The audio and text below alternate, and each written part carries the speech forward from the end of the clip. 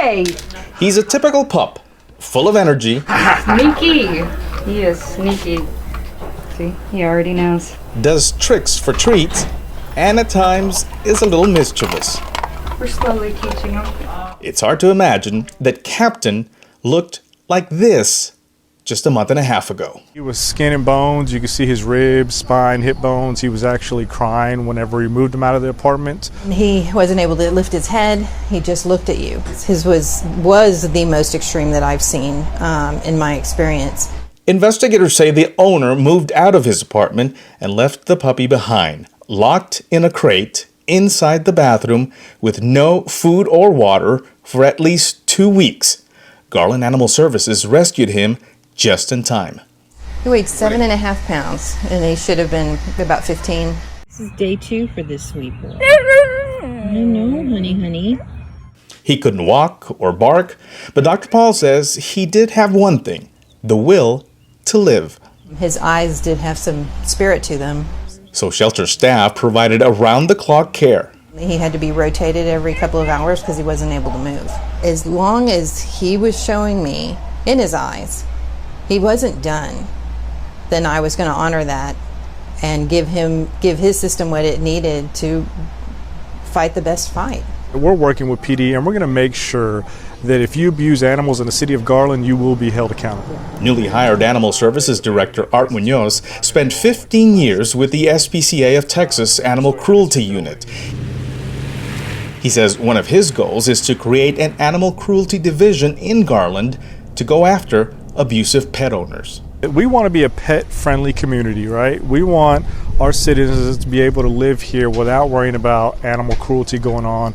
We get complaints of possible neglect or possible cruelty. Animal Services is collaborating with Garland Police to criminally charge animal abusers. Officers have already rescued more than a dozen animals and have referred 3 cases, including Captain's case, to the District Attorney's Office. As you know, a lot of these cases can be complex, so we need to know how to handle these cases from the civil side, from removing those animals out of a situation, and then working it too from the criminal side. So the primary message is to let them know that it is a serious offense and they could face a minimum of a $4,000 fine and up to 1 year in jail. So we need to let the civilians and the community know that we are taking the cases serious, they are coming in, and that we are enforcing that. In fact, an arrest warrant has been issued for Captain's previous owner. If convicted, he could face a fine and up to a year in prison. You get to see him walk, which is really where you can tell just how skinny he is. So one of the occupational hazards of this job is sometimes you do get a little bit emotionally attached. Dr. Paul was so touched by Captain's will to live, she has since adopted him. I have a great story about him. She named him Captain after Captain America. You're all right. It's all right. Yeah, that's right. I just felt like he was a victorious little dog that, thank God, somebody reported him and we were able to get him help, and he just seemed strong. Can you shake?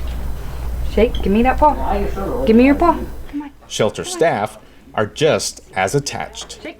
Oh, he's a bundle of joy.